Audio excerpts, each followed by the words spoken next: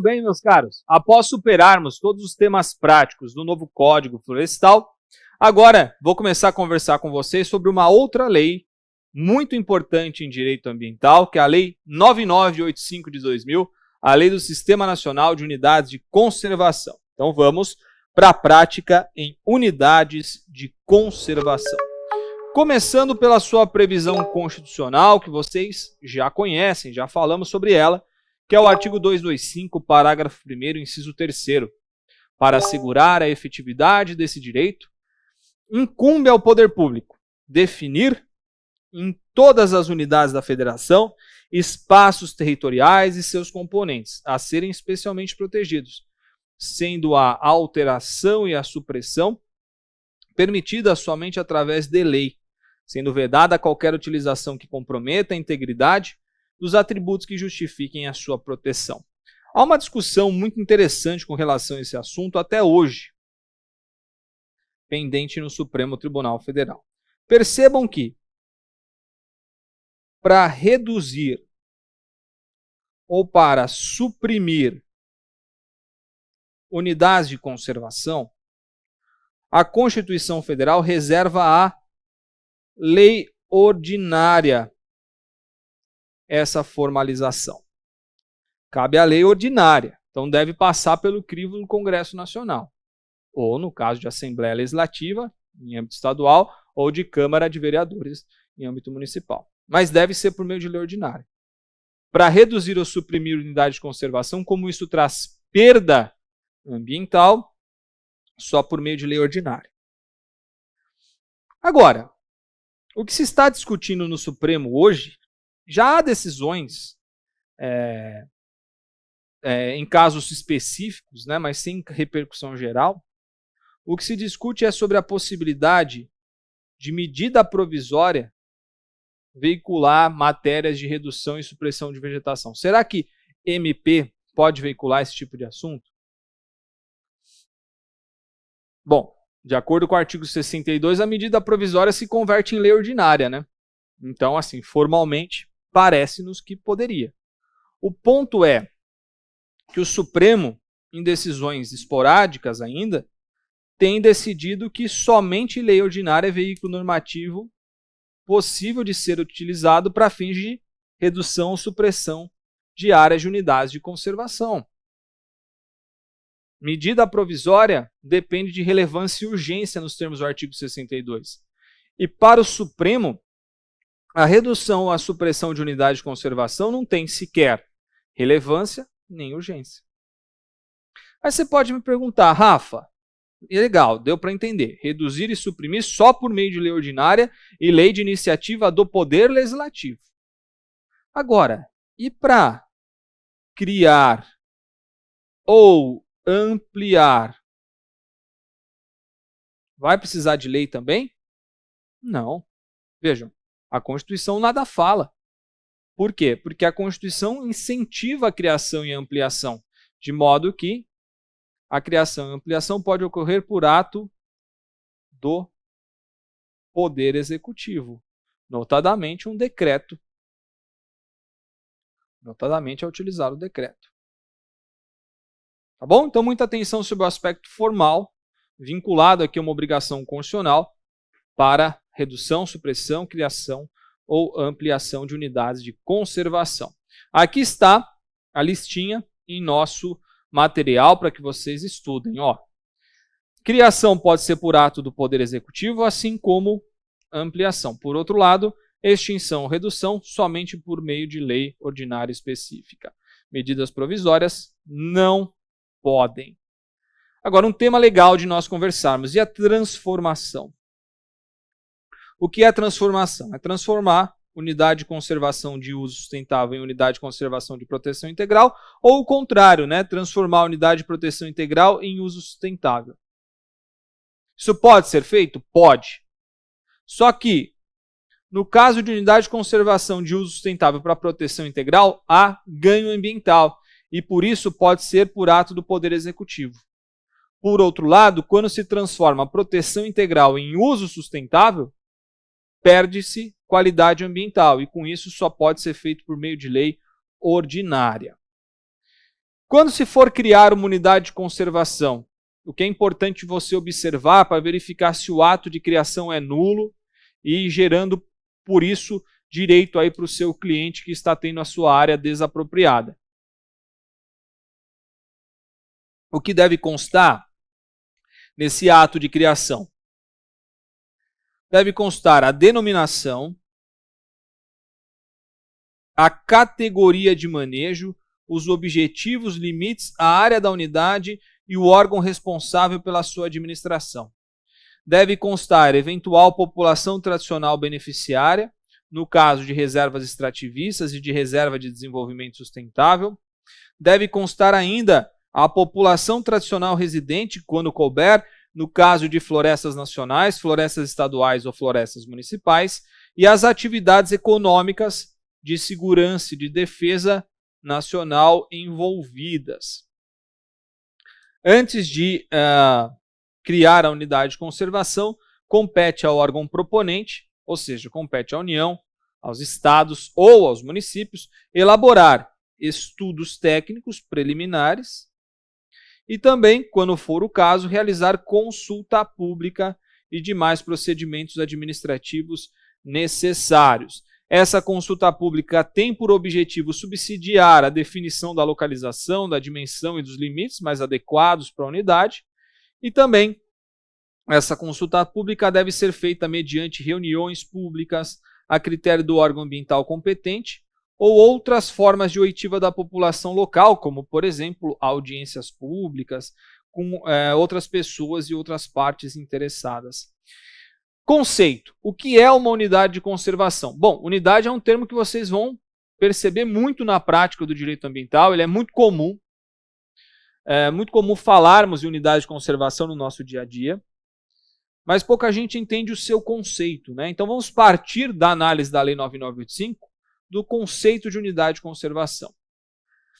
Trata-se de um espaço territorial e de seus recursos ambientais, incluindo aí as águas jurisdicionais com características naturais relevantes, legalmente instituído pelo poder público com objetivos de conservação e com limites bem definidos, sob o regime de especial administração, ao qual se aplicam garantias adequadas de proteção. Dentro desse conceito, nós podemos encontrar duas categorias de unidades de conservação: as unidades de conservação de proteção integral, as unidades de conservação de uso sustentável. As primeiras, como o próprio nome diz, são áreas com maior proteção ambiental, então se assemelham ao conceito de preservação, que era um verbo que foi utilizado no núcleo do próprio conceito de APP, lá no Código Florestal, que é outra área, que não tem nada a ver aqui com as nossas unidades de conservação da 9985.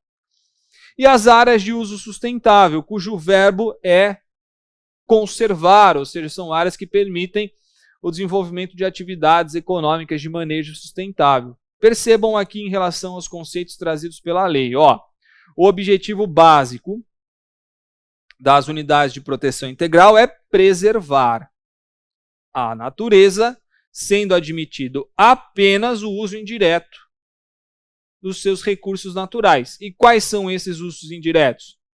Turismo ecológico, pesquisa, visitação, nada para além disso. Por outro lado, nas unidades de uso sustentável, o objetivo básico é compatibilizar a conservação com o uso sustentável. E aqui se permite, inclusive, que certas comunidades possam habitar no interior dessas unidades de conservação de uso sustentável. Dentro de cada uma das categorias, nós temos as modalidades, ou também chamadas de espécies. As unidades de conservação de proteção integral se dividem em 5 espécies, ao passo que as unidades de uso sustentável se dividem em 7 espécies. Nós temos, dentro das unidades de proteção integral, a chamada estação ecológica, a reserva biológica, o famoso Parque Nacional, os monumentos naturais e o refúgio da vida silvestre. Já no grupo das unidades de uso sustentável, nós temos as APAs. Não confundam com APP, hein? É muito comum na prática eu ver encontrar pessoas confundindo APP com APA, são coisas diferentes.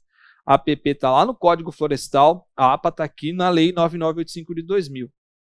Áreas de relevante interesse ecológico, floresta nacional, reserva extrativista, reserva da fauna, reserva de desenvolvimento sustentável e a famosa RPPN, que são áreas criadas pelo próprio particular no interior de seu imóvel. É a única unidade de conservação que pode ser criada pelo particular, que pode ser criada, né, pelo particular. Elas são instituídas dentro da propriedade com característica de perpetuidade. Então, para sempre, aquela unidade, aquela área vai ser uma reserva particular do patrimônio natural. Dois conceitos interessantíssimos aqui que a gente precisa trabalhar para compreender mais a fundo essa história de unidades de conservação é o conceito de zona de amortecimento e também de corredor ecológico. Quando uma unidade de conservação ela é criada, disciplina-se o seu perímetro, como eu disse a vocês agora há pouco, né? Lá no ato de criação haverá o perímetro dessa unidade de conservação, que é esse tracejado vermelho que eu acabei de fazer aqui. O problema de você deixar esse perímetro livre é que aos poucos o pessoal vai degradando aqui nas suas bordas, vem chuva, vem vento, ela fica desprotegida. E o efeito de borda vai corroendo as suas bordas, corroendo o seu perímetro, até que, num determinado momento, essa unidade de conservação desaparece. Trata-se de um termo técnico utilizado pelos nossos amigos engenheiros, gestores, que é o termo efeito de borda.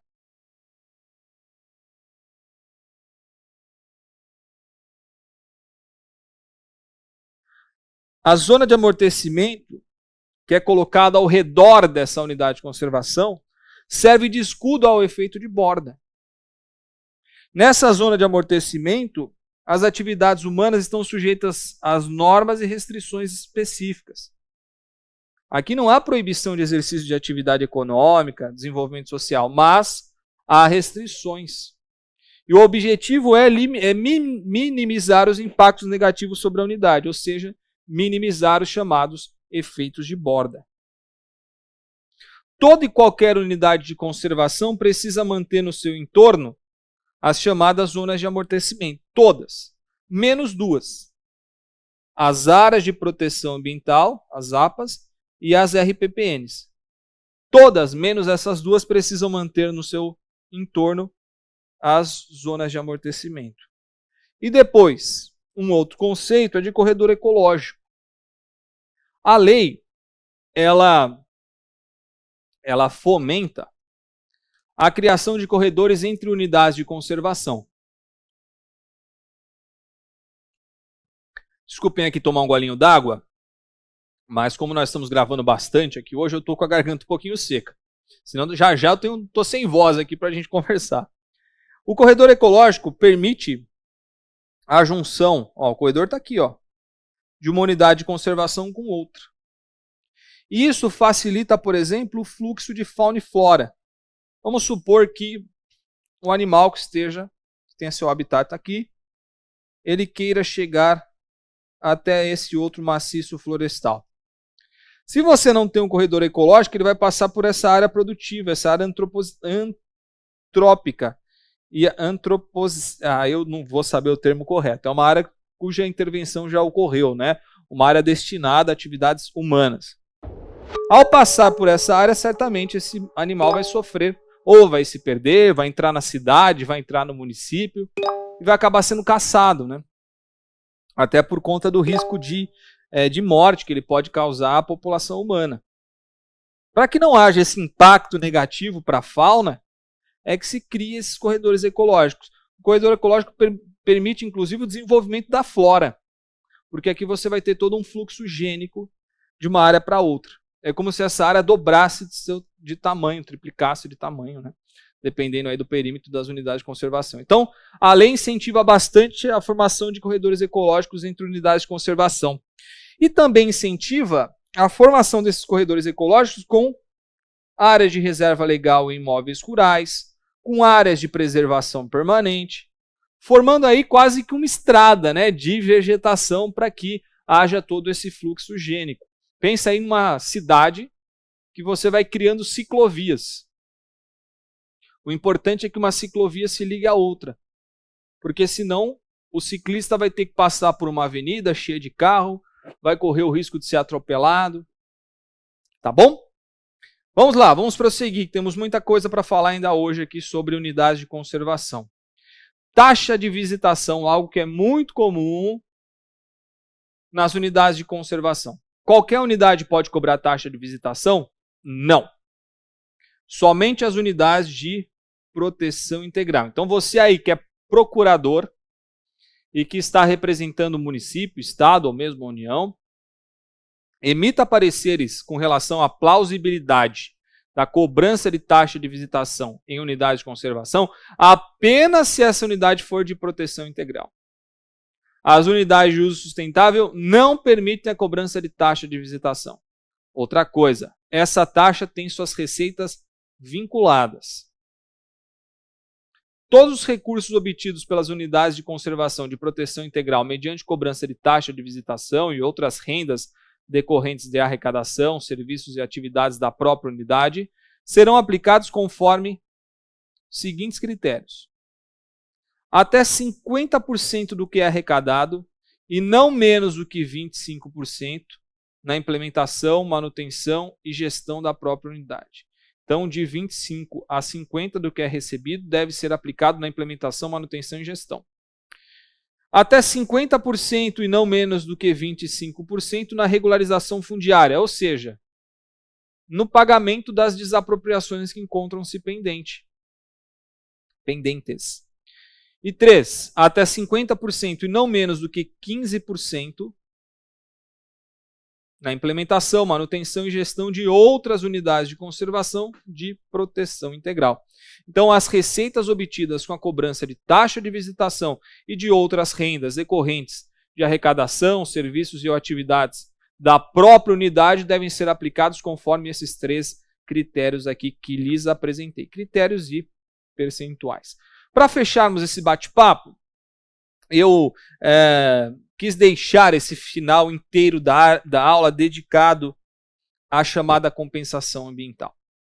Primeiro, eu me lembro muito bem, quando eu comecei a estudar direito ambiental, eu fazia muita confusão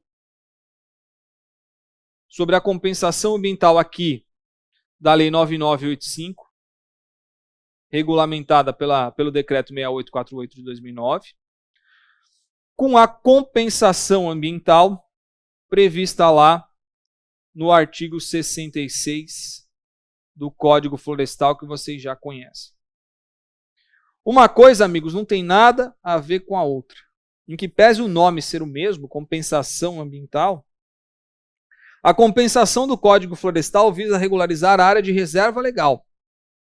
A compensação que nós vamos estudar aqui visa regularizar o licenciamento de empreendimentos de grande impacto ambiental. Ou seja, em suma, são coisas completamente diferentes. Não façam confusão como eu fazia lá no início da minha carreira. Eu fazia muita confusão. Primeira vez que eu ouvi falar em compensação de reserva legal, juro para vocês, ainda era o código antigo, né? Não tinha nem esse decreto 6848 aqui. Eu lembro que o sócio do escritório, ele foi falar para mim de compensação de reserva legal, e eu fui procurar na Lei 9985 de 2000.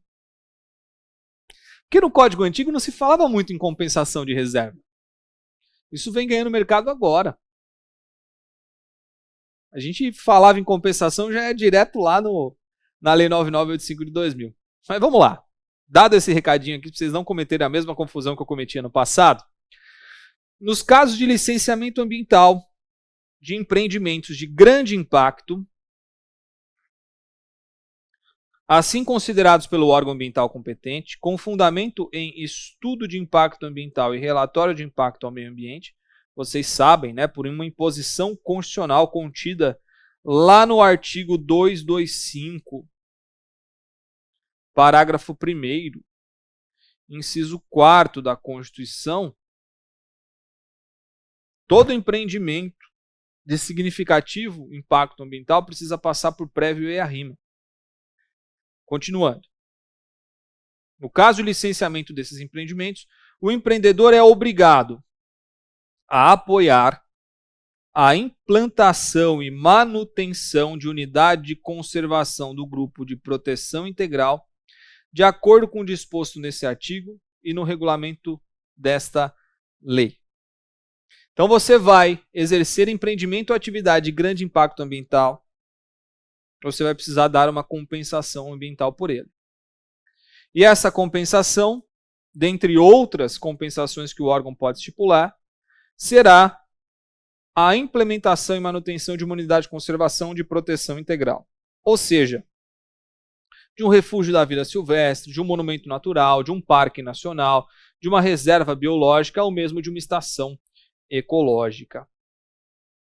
Com relação aos valores, quais os valores devem ser destinados à compensação?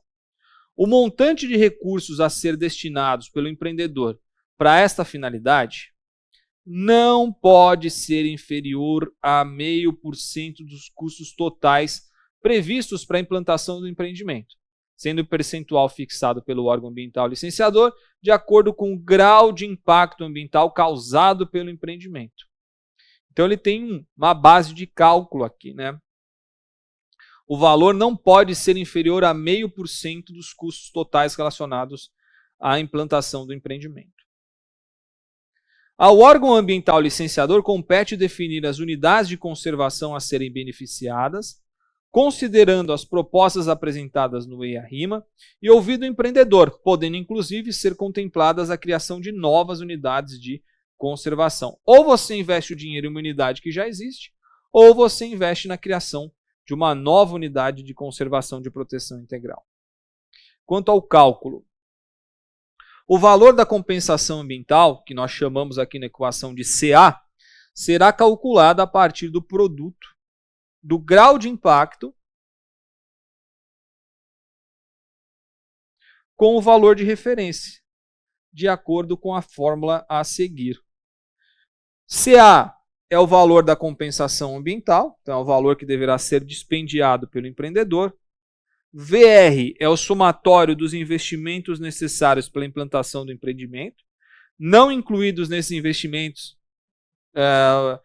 não incluídos os investimentos referentes aos planos, projetos e programas exigidos no procedimento de licenciamento ambiental para mitigação de impactos causados pelo empreendimento, bem como os encargos e custos incidentes sobre o financiamento do empreendimento, inclusive os relativos às garantias, e os custos com apólices e prêmios de seguros pessoais.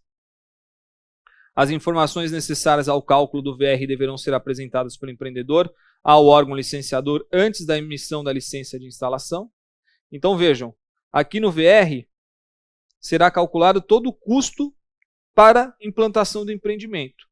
Subtraído desse custo, os gastos que já foram feitos para fins de outras compensações e adequações ambientais. Esses gastos que foram determinados pelo próprio órgão licenciador poderão ser subtraídos aqui do VR. Então vamos supor que o empreendimento tem um valor total de 10 milhões. Opa!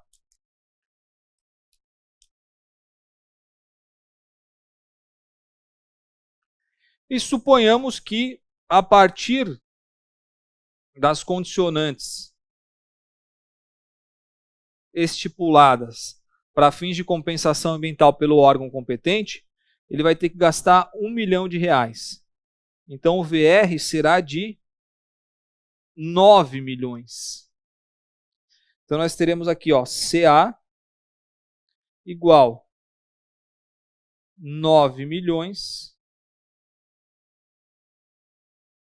vezes o GI. E o que é o GI? É o grau de impacto nos ecossistemas, podendo atingir valores de 0 a 0,5, de acordo com o anexo do Decreto 6848 de 2009.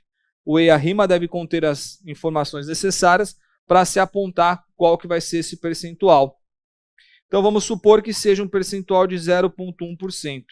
Vamos fazer esse cálculo aqui. Vocês devem fazer esse cálculo de cabeça, né? Advogado que é bom faz o cálculo na calculadora. A gente foge de cálculo como o diabo foge da cruz, né, turma? Nós estamos falando aqui de... É isso mesmo? R$9.000? É isso mesmo? Se fosse... Vamos lá. Se fosse 10% seria...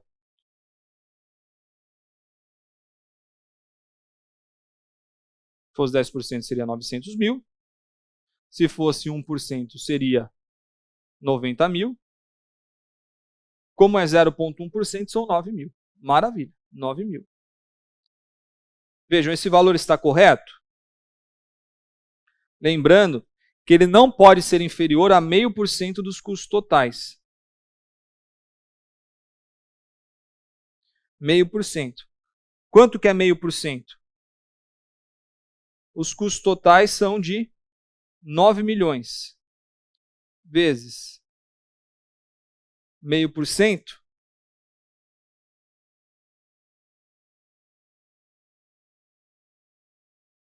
Agora bugou tudo aqui na minha cabeça.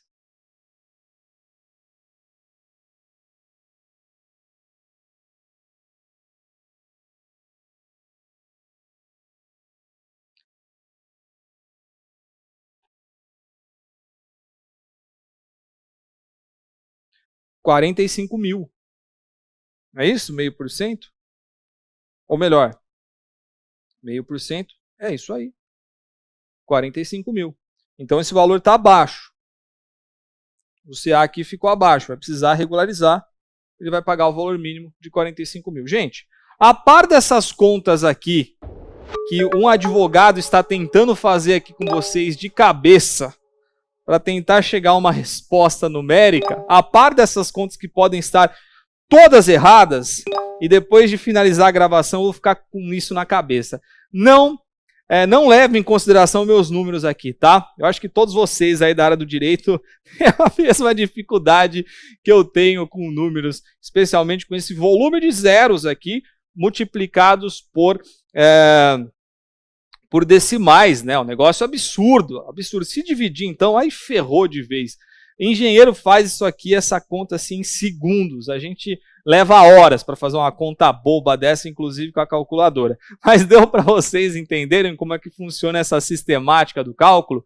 Não pode ser menos do que 0,5%, hein? Senão, aí vai precisar adequar o CA a chegar até o 0,5%. 0,5% é o mínimo de compensação ambiental a ser paga pelo empreendimento.